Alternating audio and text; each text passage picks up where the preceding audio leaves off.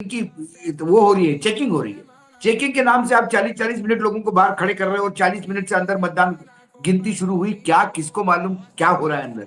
क्या ऐसा चुनाव कभी हुआ था? और ये नतीजे यदि एक्सेप्ट होते हैं और करने पड़ेंगे, क्या कर लोगे आप? इस नतीजों के खिलाफ आप सुप्रीम कोर्ट ही जाओगे ना, तो सुप्रीम कोर्ट कहेगा कि चुनाव हारने के बाद आपकी फैशन हो गई चुनाव हारने के बाद सुप्रीम कोर्ट आने की। टाइम नहीं हमारे पास। फिर से जाओ लड़ो चुनाव, अगले साल लड़ लेना, अगली बार चुनाव लड़ लेना। 5 साल में क्या हो गया?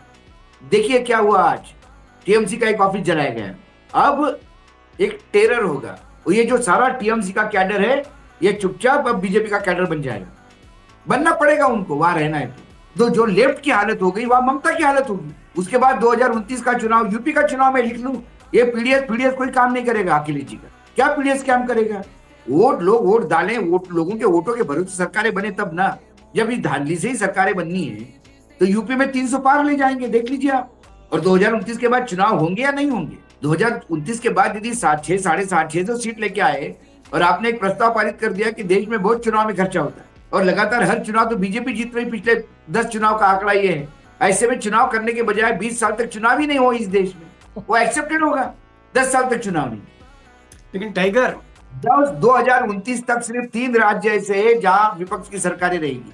केरल में होगी, जम्मू कश्मीर में होगी और झारखंड में होगी, क्योंकि उनका टेन्योर 2029 के बाद है। मेरा सवाल ये है कि क्या आपको लगता है कि तमिलनाडु में, क्योंकि उत्तर भारत में जानकारी कम है जो वहाँ खेल हो रहा है, क्या विजय जिस तरह से एक इतनी बड़ी विक्ट्री उनको मिलती है और स्टालिन चुनाव हार जाते हैं, मतलब स्टालिन जो सबसे कद्दावर नेता दक्षिण भारत के हैं वो चुनाव हार जाते हैं, अपना खुद का मुख्यमंत्री चुनाव हार जाते हैं, पार्टी कैसी तैसी हो जाती है। कहाँ तो ये कहा जा रहा था कि स्टालिन का सफर बड़ा आसान है।